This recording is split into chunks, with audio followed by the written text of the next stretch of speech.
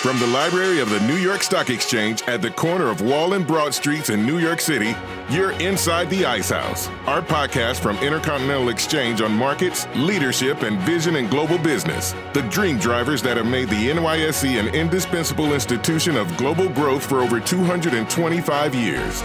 Each week, we feature stories of those who hatch plans, create jobs, and harness the engine of capitalism. Right here, right now at the NYSE and at ICE's exchanges and clearinghouses around the world. And now welcome inside the Ice House. Here's your host, Josh King of Intercontinental Exchange. September in New York City. The summer sojourns are over, people are back to work, and the world descends on Gotham, no doubt burning a lot of fossil fuel, hopefully with offsets, to attend the series of events and gatherings that dot the calendar around the United Nations General Assembly. These include the Clinton Global Initiative, Climate Week NYSE, and right here at the New York Stock Exchange, the 2023 ICE Climate and Capital Conference. This year's event, hosted by ICE, is centered on three interconnected themes: adaptation, innovation, and regulation. Some folks in the space, prone to acronizing everything, of course, especially if it fits thematically, refer to this as AIR or AIR. So, pithy or not, here's the truth. Over the next decade, industry professionals will face increasing exposure to both known and emerging risks, including physical and climate risk, biodiversity loss, large-scale human migration, and changing regulatory frameworks. But progress moves apace, and along with the risks, advances in environmental technologies and new ideas for improving the effectiveness of government policies are likely to shift the landscape still further. That's why last year, my colleague Elizabeth King, who's president of ICE Sustainable Finance, our company's chief regulatory officer as well, launched the first ICE Climate and Capital Conference. It proved so successful that we're making it an annual thing centered around this big season in New York, providing attendees with practical tools to navigate climate-related challenges and opportunities. And as you might expect, attendees will find a series of panels, fireside chats, and interactive discussions with industry leaders, coming away with actionable strategies for both mitigating risk and also fostering innovation to reduce emissions and build resilience for the world's most vulnerable communities. Among the marquee speakers, David Craig, the co-chair of the Task Force on Nature-Related Financial Disclosures, is going to give an opening keynote address on Wednesday, September 20th. And also Jeff Ubben, founder and managing partner of Inclusive Capital Partners, will give the opening address on innovation in the space. Jeff's talk will be followed by sessions on energy transition market liftoff and the role of private capital, another one on how do carbon credits fit into the climate finance toolkit, and still one more on building planet-positive portfolios, among a slew of other sessions. In a minute, to help preview the 2023 ICE Climate and Capital Conference, we're going to dive deep into innovation and other topics with the aforementioned Mr. Ubben, one of the planet's leading activist investors and thinkers on the intersection of climate and capital.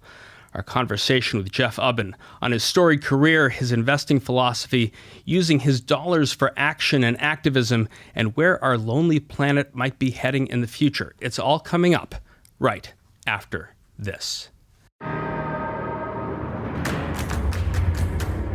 Connecting to opportunity is just part of the hustle. Opportunity is using data to create a competitive advantage.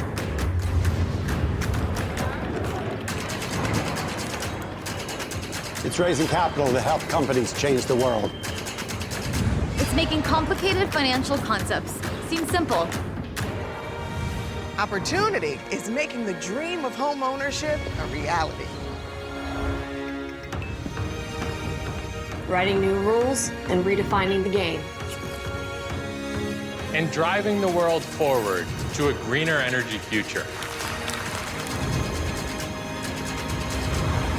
Opportunity is setting a goal. And charting a course to get there.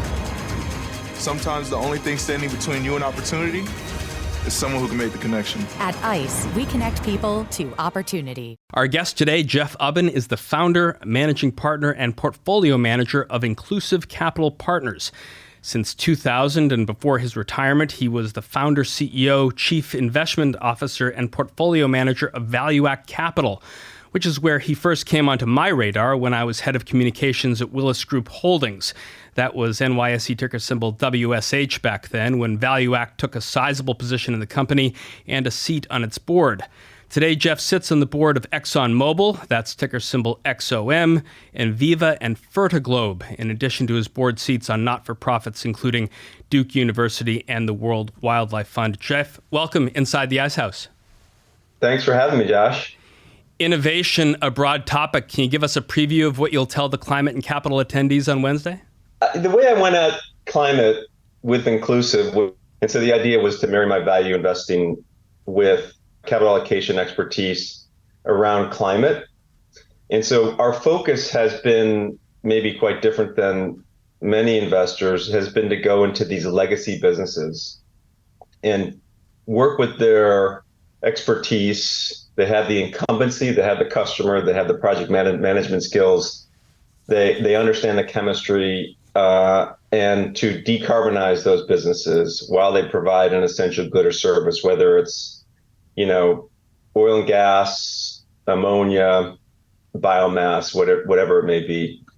And when you think about the climate challenge and the food challenge, it's a super capital intensive problem. Renewables are about as capital intensive a form of energy as you're ever going to see. And renewables has benefited from 20 years of subsidies, and it went down a cost curve, but it's still challenged to generate the returns even today. It just shows you how capital intensive this is. In my opinion, was the big balance sheets, in some cases that are canceled by the ESG folks. These big balance sheets are the balance sheets that we need to commercialize many of the new technologies or the transition technologies.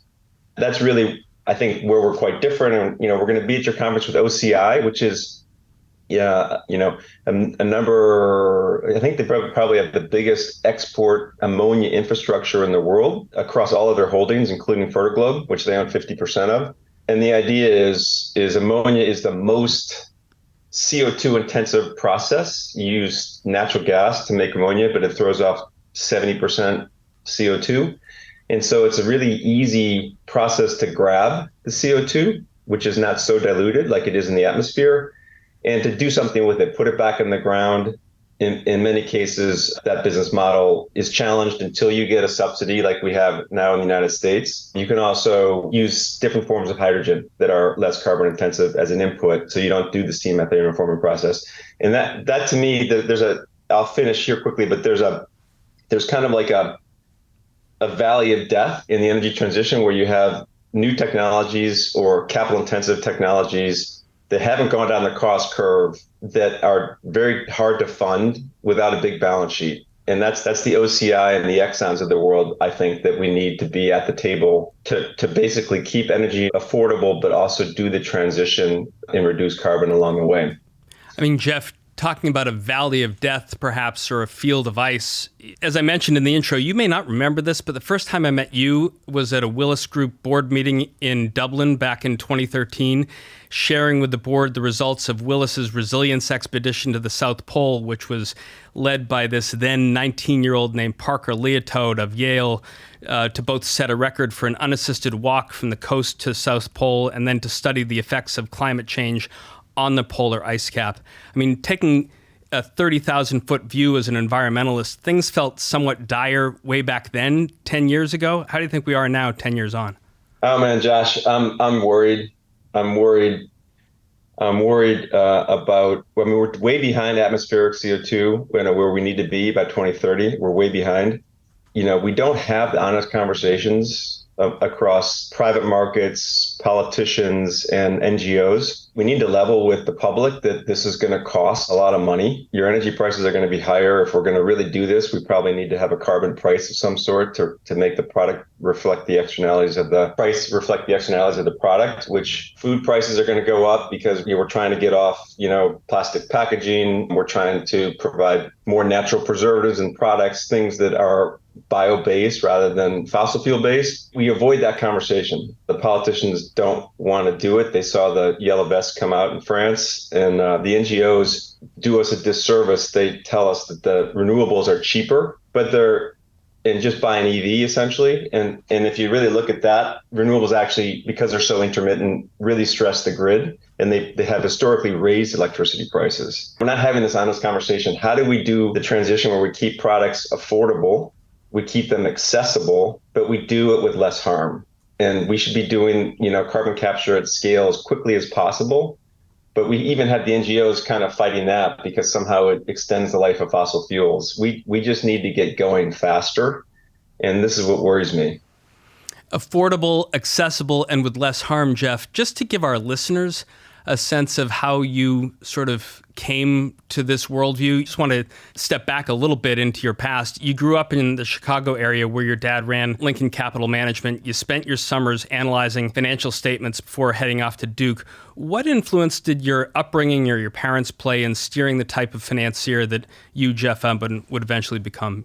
I mean, I grew up in the business. I'm a contrarian, so I guess the rebel in me decided to be a value investor because my dad was a growth investor. I remember the first time I called a company when I was like 18, I was like, why would anybody buy your product, prepaid legal services?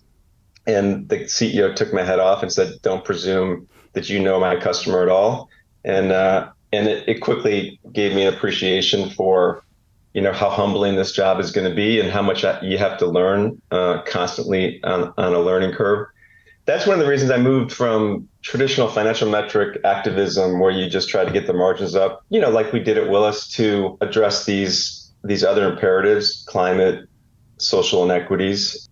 The learning curve in energy has been spectacular for 5 years for me. And, the role I can play as a shareholder director in something that's bigger than just maximizing profit is really why I'm doing this and why I love it. But it's really, really hard.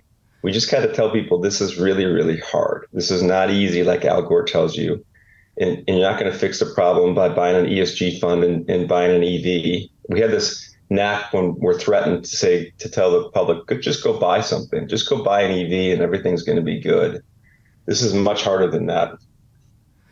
I mean, learning how to do the hard work, even your learning curve over the last 5 years was informed maybe by your learning curve over the past 30 years. I mean, after you got out of Duke, you went to Kellogg, and then you're at Fidelity running the value fund, having moments like following Peter Lynch into the men's room to make your pitch for owning a certain stock. I just want to hear a little bit, remind ourselves of Peter's voice talking about his philosophy a couple of years ago. Companies are dynamic. Behind every stock, there's a company. These are not lottery tickets. So you're trying to find the companies within the S&P 500 that are doing better. They're going from crappy to semi-crappy to good. That might take a couple of years, or they're going to grow for a long time. And you're trying to avoid the companies that are going south. That's how you beat them. Or you find some companies outside the S&P 500 that are great companies. CarMax was not in the S&P 500. They went up 200-fold. There's a lot of companies that enter, and a lot of their great performances before they go in. Paint a picture of the Fidelity zeitgeist at the time when you were there with Peter. Yeah, basically it was call 3 companies a day or else you were a failure. Track, on a monthly basis, those companies, call them all the time. You're learning something every time you talk to a company, something new about the industry, the competitors, or the franchise value of the company, how it's dealing with ups and downs. And to be completely company facing, we didn't really spend much time at all with Wall Street. It does come down to people. You have to really have a relationship with the management team. You just can't view companies as sticker stock prices that, are increasingly what's happening in the stock market is I think stock prices have traits rather than real cash flow behind them. It's a momentum play. It's an AI play. It's an interest rate play. And you've got a lot of computers talking to computers, trying to find data sets, that are contemporary to trade stocks on a daily basis. I'm a little bit saddened by that because back in the 80s and 90s, it really was about the company and what was unique about that company that was in the cash flows and in the growth profile of the company. And since I've been in the business, Josh, we've gone from in 1980, 5 years holding period to by the mid 90s to two to 3 years. and today it's 5 months. And that is a big problem when we're trying to address these really long-term issues like food and energy security and food and energy transitions. And when you had moved on from Fidelity and you were at ValueAct, I mean, management teams and boards have always harbored, fear of activists. As the longtime comms guy, like Kristen, you always girded for the day when the CFO or the GC would call me and say, there's an activist in our stock, calling up outside advisors and so forth. But you always had this reputation for being a more constructive, one of them said, a nicer activist. How did playing nice play into your approach when you got into the boardroom? First of all, I don't like lawyers. Second, it's much easier to make change if you can get the management team to realize that your idea is their idea. And so the huffing and puffing outside the door, that happens because people, the activists really are short-term guys, and they don't want to take business risks. They want to grab some transaction value. And the hedge fund community, which really is paid oftentimes on 1 year performance, has shortened up the time horizon of activism a lot. It really is a neighborhood I wasn't interested in staying in because I actually think that created a lot of the problems that we have today around, demanding that oil and gas companies be share repurchase machines. Like, that doesn't make any sense to me. These guys have tons of free cash in their business in a mature industry called hydrocarbons that should be repurposed for lower energy solutions, low carbon solutions. And why would you buy stock back in a hydrocarbon industry that's going to go away over the next 40 years or 50 years, It doesn't make any sense to me. So that's a self-liquidating strategy. But it's really hard to take on these short-term investors and not give them their cash today. And that's the challenge I took on. I'm not sure it's going to work, honestly. The markets have decided they don't like balance sheet intensive businesses. They don't like capital intensive businesses. And this is a capital intensive problem.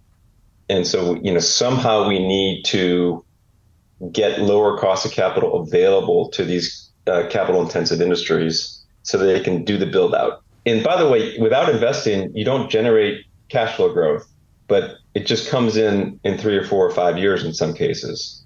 That's that valley of death, right? And even the public markets struggle with that. Which is why you need a big balance sheet with a lot of free cash from a mature business like fertilizers or oil and gas to repurpose. And that's really what I'm trying to do. I don't see it resulting in multiple increases at these companies, even though, OCI is public. They're going to put $1.1 billion into a greenfield blue ammonia plant in Beaumont, Texas. And because of the IRA and because of the carbon price in Europe where they can sell the fertilizer, they're going to generate a $350 million return on a $1.1 billion investment. And the public market says valued at zero. It's actually kind of a negative because we're putting the capital out before the cash flow comes in. I have not seen a public market value attributed to this opportunity, and it's only 2 years away. That just shows you how short-term the markets are and how hard it is to get the capital to do this stuff. But if there's anyone who's shown they have figured out how to make an impact, it's Jeff Ubben. I want to take, one example, for example, Microsoft. Its share price, if you look at it from 2011 to the present, is a hockey stick over the past 12 years compared to the flat line that it was for many years before that. Did you think that the way you worked with big shareholders at Microsoft when you owned just 1% of that stock reflected somewhat in where the stock sits today? It was pretty simple. It was a strategy diseconomy. The former CEO was attaching, because he was kind of a monopolist, he was attaching the productivity suite to this Windows monopoly. And, you just had to disconnect the productivity suite so it could flourish in an open environment from the Windows operating system. And Satya did that immediately. Azure was kind of a hockey stick in the deal. We didn't really know what it was. And of course, like any stupid value investor, I water my weeds and pick my roses. I sold it at, I don't know what, $90, and now it's $350. But that software was actually cheap during the first 10 years of ValueAct. There was a commodity boom actually in the early to mid 2000s that created its own sort of momentum investor across hedge funds when China was basically building out China. But over time, because of shortened time horizons, the asset light business model, which is Microsoft's, has been more and more and more and more rewarded to the point, where it starts, in my opinion, to cause a misallocation of capital, in the sense that your ESG funds, which are huge right now, some of these Blackstone funds are quite big, and you look at their top 10 holdings, and it's big tech. Like if ESG had any integrity and really cared about the issue of energy transition, it would be the opposite. It's all about, find companies that have low emissions endemic to their business, as if investing in that company means you're doing something about climate. That confuses me a lot. Their core business at Microsoft is to build data centers, which is really energy intensive. That being said, it's less energy intensive than most businesses because it's a lot of software. And so to have that be the number one fund in ESG funds is, in my opinion, it's a failure of ESG. Somewhere during the pandemic, there's this big article that quoted you saying, finance is done.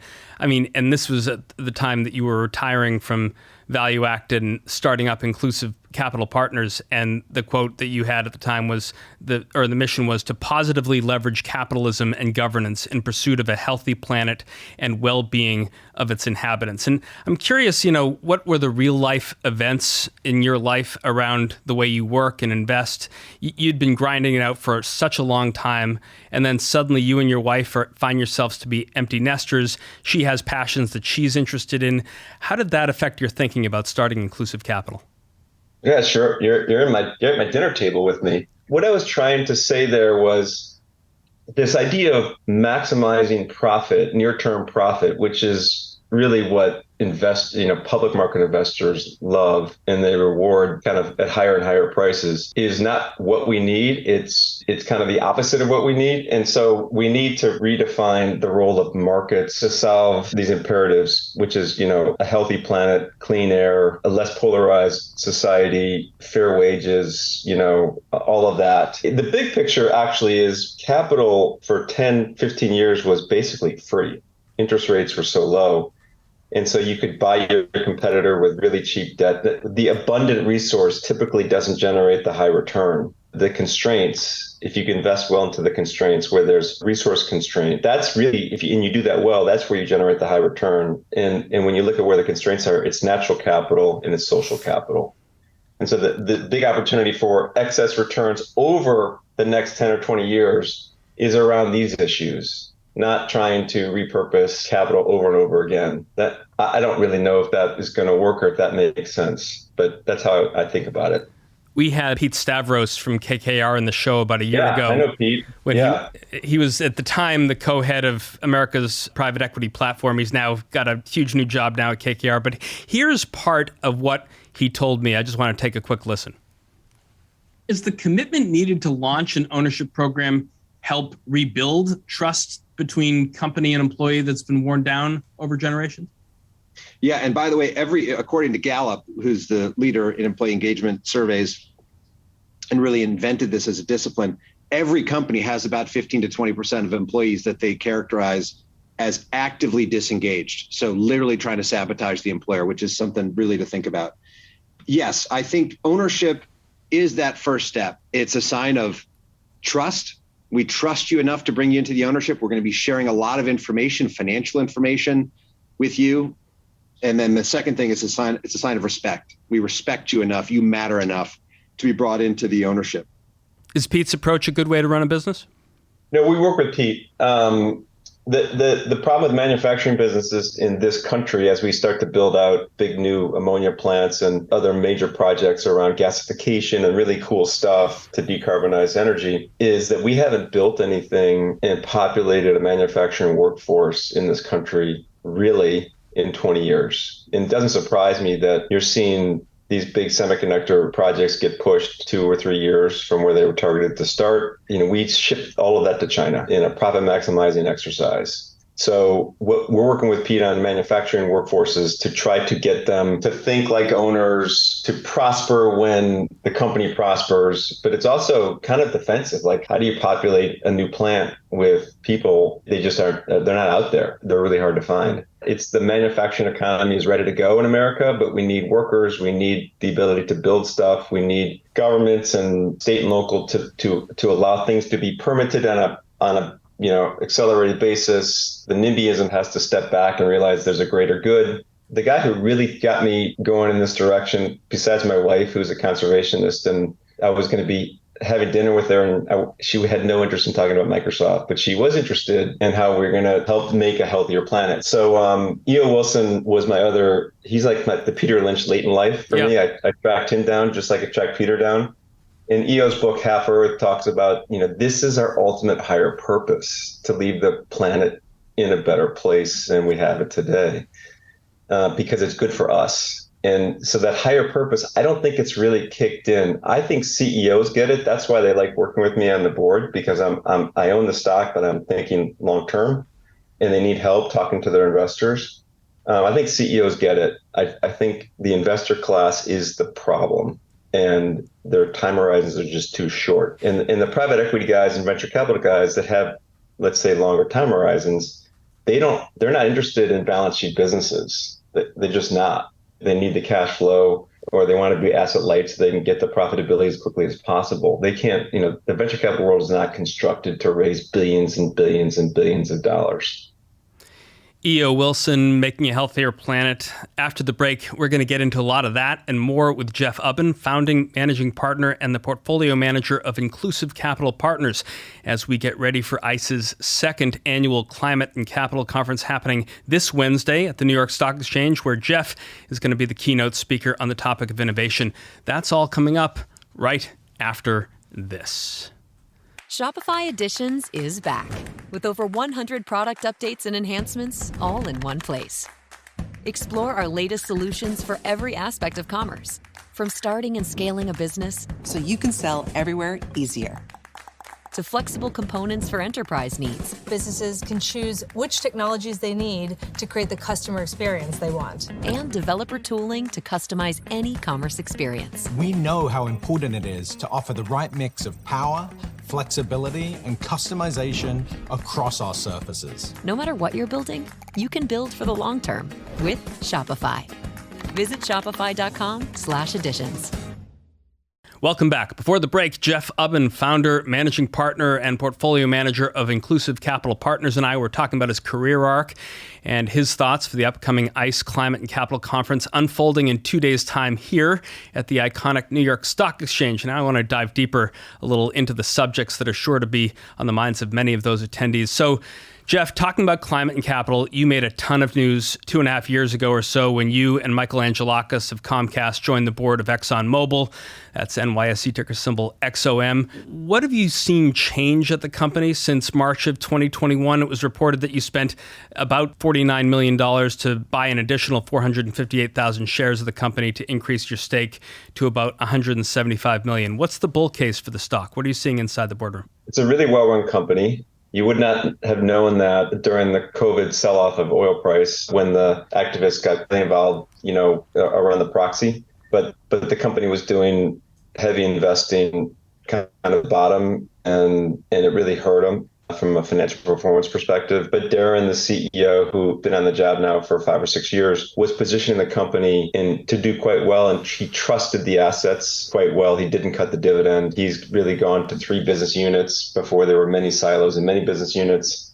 And so he's got the cash flow in an amazing place. The thesis around oil and gas at a high level is the pro-cyclical supply response from the industry is not going to happen, because the industry is truly viewed as a sunset industry, and it's very difficult for companies to go to investors with a bunch of capex to do 20, 30 year investments in new wells. And that creates, in an industry that's still growing from a demand perspective, tremendous predictability to the cash flow. It's not an up and down industry anymore. It's actually very predictable. At the core, you have to trust that demand doesn't go negative. And when you do the math, on the 7 billion people that don't live in the United States, Canada, Europe, or Japan, when you do the math on that, there's 1 billion of us that are shrinking our footprint, but there's 7 billion people that are consuming 3 barrels per capita versus the Western world at 15. If they're allowed to develop like we develop, you have just a growth profile that is just impossible to stop. As much as we would like fossil fuels to go down, they're not going to go down for a while. The climate first approach we're taking toward the rest of the world is another form of colonization, if you ask me.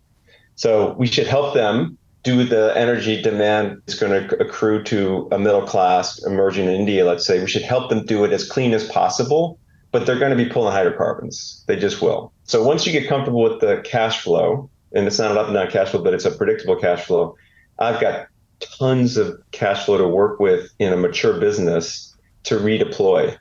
The company wants to do this. Carbon abatement is a reinvestment opportunity they don't really have in hydrocarbons. They want to reinvest. That's where the EBITDA, the cash flow comes from in the future. Yeah. We want a carbon price. We want a carbon economy. We want returns attached to decarbonization investing. And it's slowly happening. The IRA was helpful. So when you look at our announcement, we're buying Denbury in the Gulf Coast region. It's a CO2 pipeline. It's 1,000 miles. We can use that pipeline and the aquifers around it that we've done the geology on to the point where we could probably sequester 100 million tons of carbon a year along that Gulf Coast corridor. That's a lot of carbon removed. It's post-combustion carbon, but that's a lot of carbon removed. I mean, just one 2 million ton per year carbon capture project with CF Industries, a fertilizer company in down the Gulf Coast, just that one project alone removes more CO2 than all the EVs we sold in this country last year. All of them, because the grid is not green, the grid is gray. And so as we put these EVs onto the grid without making the grid more green, it doesn't generate a lot of CO2 reduction. And by the way, we had to make that car, and maybe you didn't need to buy a new car for another few years, and so maybe you should have driven your existing car longer. And by the way, the subsidies that go into EVs are tremendous. Now we finally do have some subsidies around carbon capture, for instance. So now we got to go down the cost curve, just like we did with renewables. We seem to often sort of stop this conversation around talking about EVs and cars, and it's going to be a long time before every car on the road becomes electric. But even longer before long-haul trucks are powered by hydrogen, let alone getting bunker fuels out of the boilers of container ships plying the oceans. How do you edge Exxon closer to decarbonizing and layering in things like green hydrogen technology on top of their legacy of extracting and refining fossil fuels? I mean, green hydrogen is so expensive and it's so land intensive that the way I see keeping energy affordable is to use the existing infrastructure as long as possible, put the carbon back in the ground as much as we can. A 45Q tax subsidy of $85 a ton, if it was $100 a ton or $120 a ton, would open up a lot more carbon capture projects. That allows us to decarbonize while we meet the energy demand, albeit mature energy demand. And then you can start to layer in these really expensive new technologies like green hydrogen. But if you try to shock the system and just move, a whole hog into what is a 3 or 4 times cost infrastructure, a whole new infrastructure, you'll inflate energy prices terribly. And also, there, you start to do green on green. I mean, we're cutting down trees to create the land to put these huge solar fields on. So you have all these unintended consequences if you move too fast. I just wish we would have a real conversation about moving too fast or canceling an industry and its role in decarbonization, which is what tends to happen sometimes with hydrocarbon companies. I mean, instead of canceling an industry, maybe perhaps explaining some of the differences between the Value Act Jeff Ubben and the Inclusive Capital Jeff Ubben. And you alluded to this in the first half of our conversation, but you said something in an interview that you did with Kellogg professor Robert Karadzic that Kristen sent. You alluded to this earlier, but you said, now with my new hat on, instead of replacing CEOs, I have to fire existing shareholders. So for an average listener who listens to Jeff Ubben on this podcast, how does Exxon go about firing its shareholders that it shouldn't want in its portfolio? I mean, that was a clickbaity sort of comment, but what you need to appeal to these investors with the opportunity that's long-term in nature to grow a mature business in an exciting and frankly higher quality way. If you look at Exxon and the model for carbon capture, we basically do a 50-year offtake. Carbon emitter pays us annually to store the carbon in the ground. And that's a very different profile than the old oil and gas business that went up and down in cycles. It's a high multiple business. And if we're doing $2 billion in carbon capture revenues by 2030 or 2035, that should drive our multiple.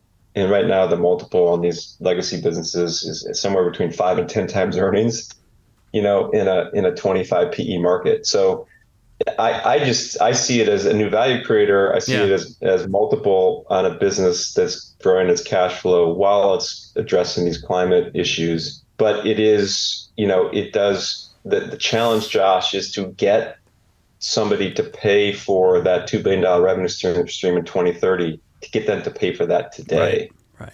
And I haven't quite made that happen. You'll make it happen. It requires constant conversation. It requires us to be more public about our plans. Sure. It requires, a high integrity conversation about how hard this stuff is, how important this work is, and to get people out of big tech into these industries that we really need to reward if we're going to create the capital, the capital flows we need. Jeff, you mentioned fertilizers earlier, and another way in which our paths crossed, even metaphorically across decades, is via Monsanto, which was acquired by Bayer in 2018.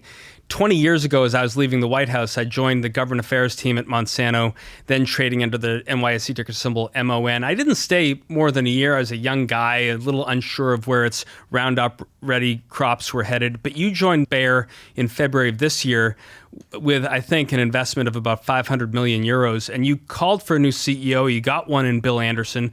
What's the report card on how he's doing? Our thesis is that Monsanto is one of the great climate adaptation franchises out there. We are going to be land challenged to feed. I'm more worried about famine than I am about anything else. Yeah.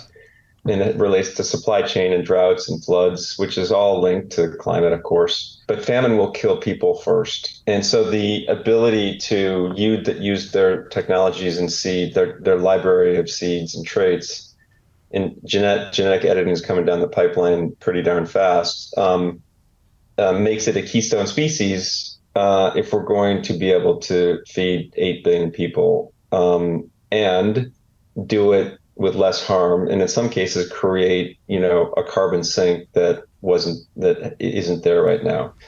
And so when you think about things like dry rice farm seed, the way you irrigate a rice paddy is spewing methane, and it needs a lot of water.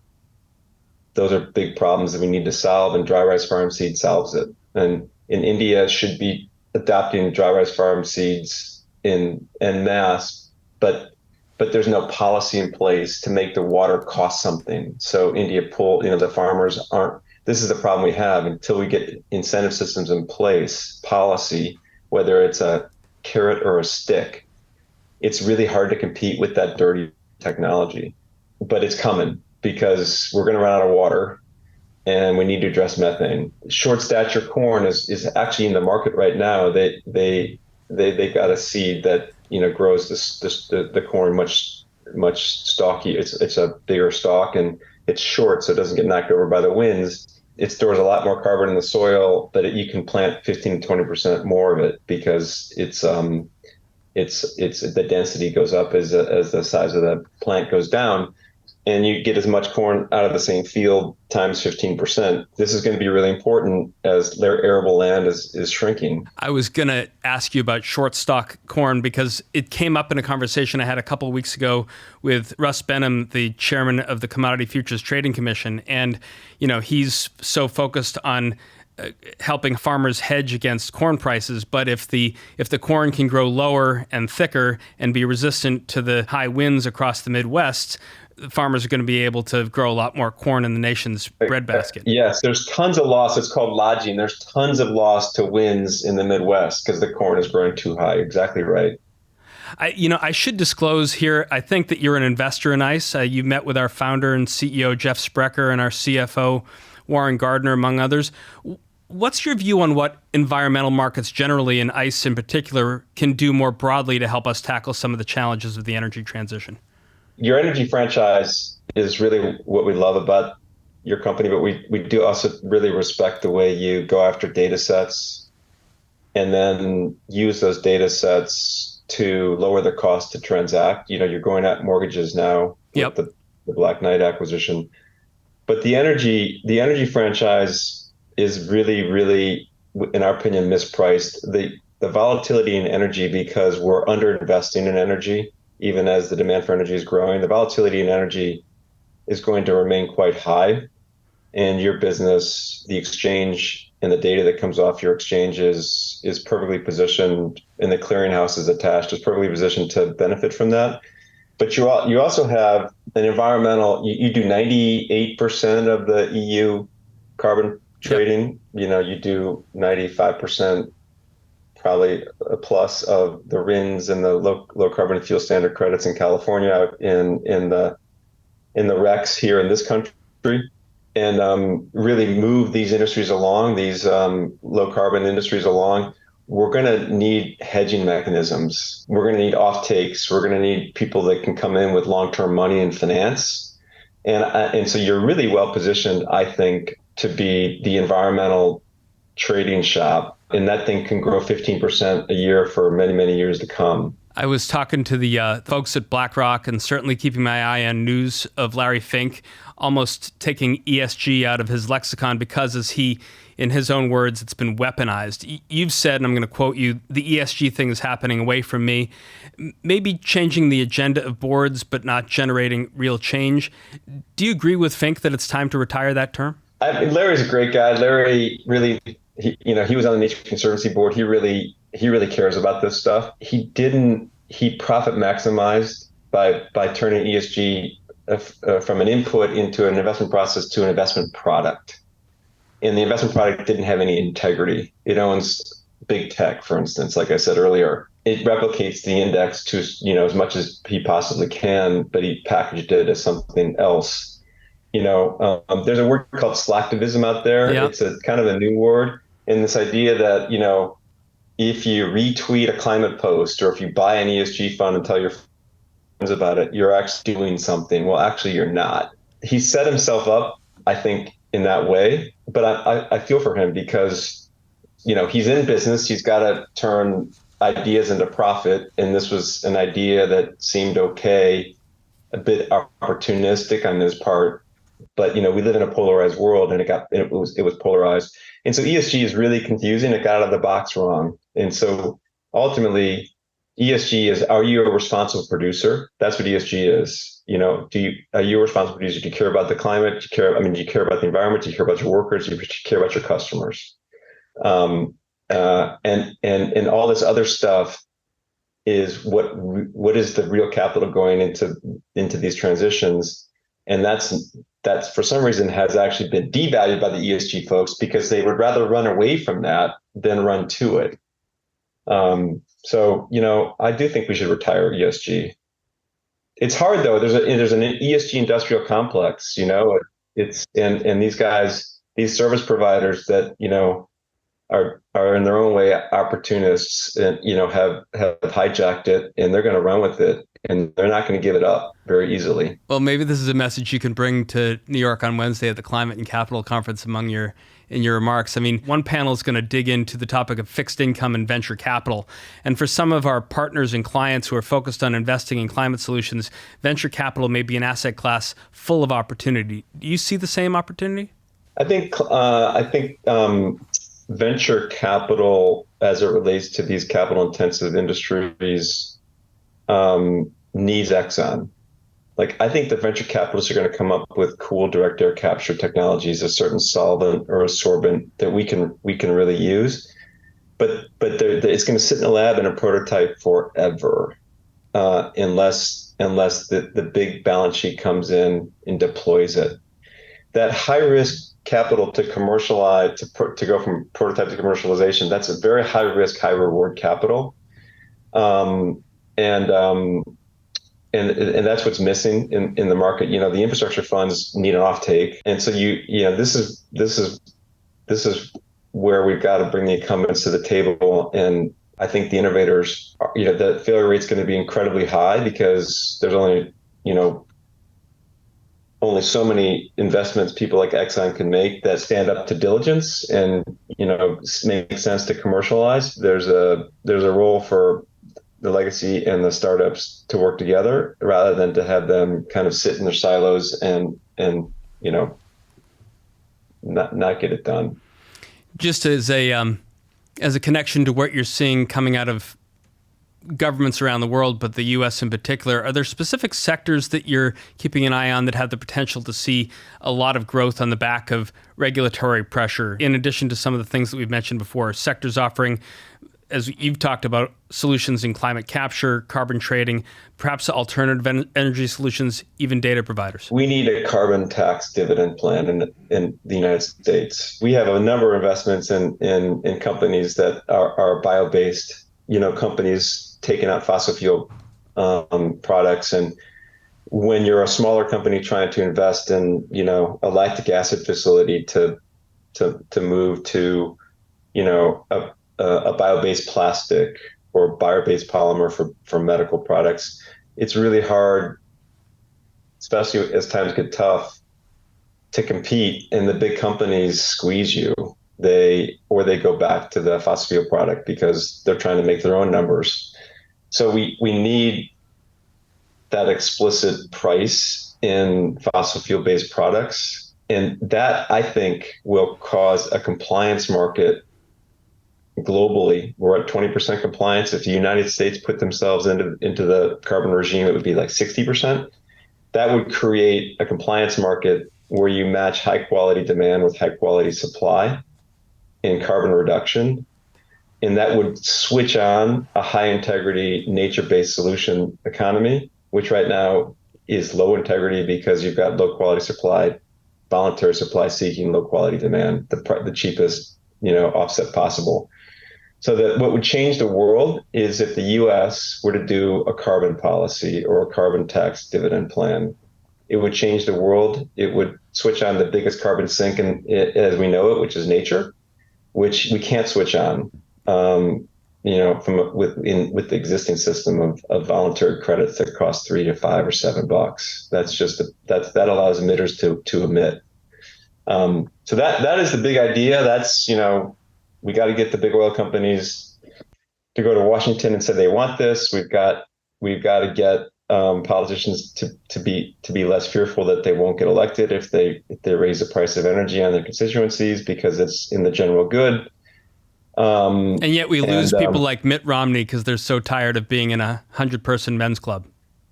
Yeah, exactly. Right. I heard his speech as he left. Yeah, that he doesn't want to be that guy. I mean, Jeff, you're on the board of the World Wildlife Fund. A couple of days ago, the WWF put out a statement after the Department of the Interior canceled its oil and gas leases in the Arctic National Wildlife Refuge.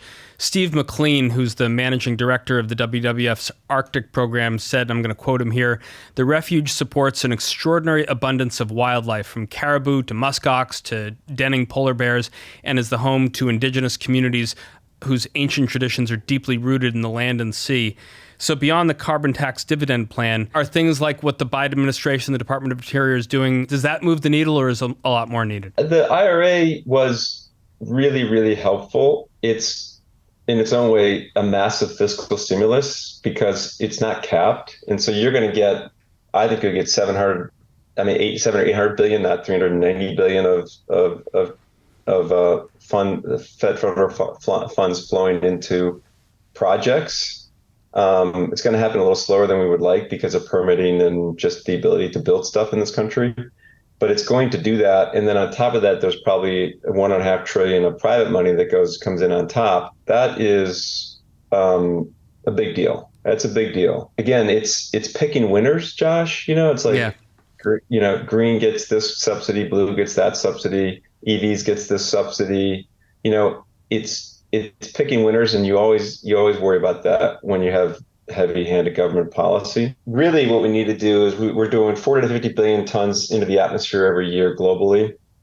And this is where China and others have to play, but we need to get that to 20 through things like carbon capture and greening the grid. And then we can tax that 20 at $100, and we reduce the drag on the GDP from what would be 10% to like 2 or 3%. And we're just going to have to acknowledge that there's a 2 or 3% GDP investment to do this higher purpose.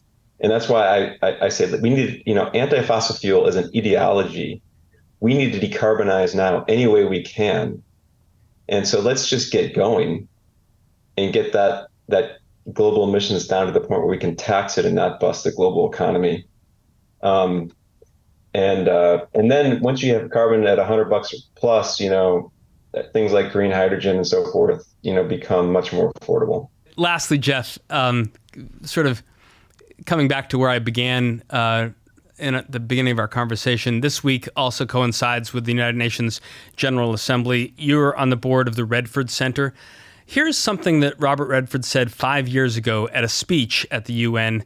I want to compare that to where we stand today. I'm here today as an environmental advocate, but also a father, grandfather, and a concerned citizen. One of billions around the world who are urging you to take action now on climate change. I'm an actor. I'm sorry about that. I'm an actor by trade. I'm an actor by trade, but I'm an activist by nature. Somebody who's always believed that we must find the balance between what we develop for our survival and what we preserve for survival. Your mission is as simple as it is daunting: to save the world before it's too late. Jeff, I'll put this to you. Is it too late to save the world?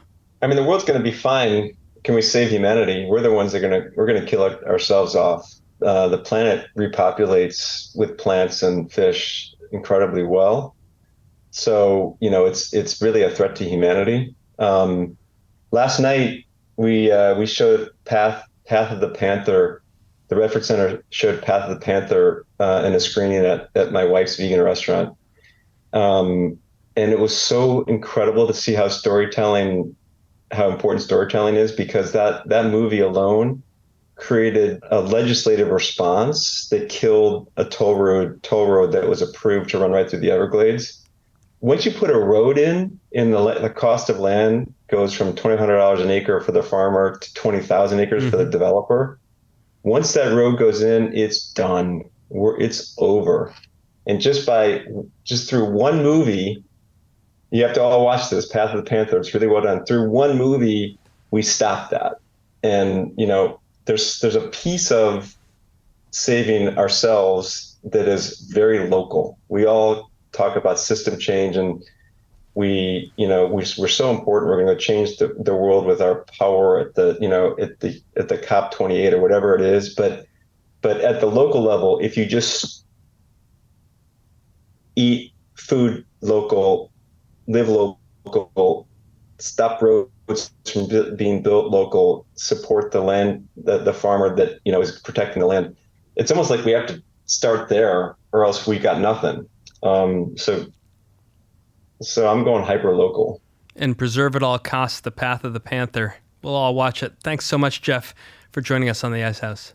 You bet. Thanks, Josh. That's our conversation for this week. Our guest was Jeff Ubben, founder, managing partner, and the portfolio manager of Inclusive Capital Partners. If you like what you heard, please rate us on iTunes so other folks know where to find us. And if you've got a comment or a question you'd like one of our experts to tackle on a future show, or hearing guests like Jeff Ubben, email us at icehouse@ice.com or tweet at us at IceHousePodcast.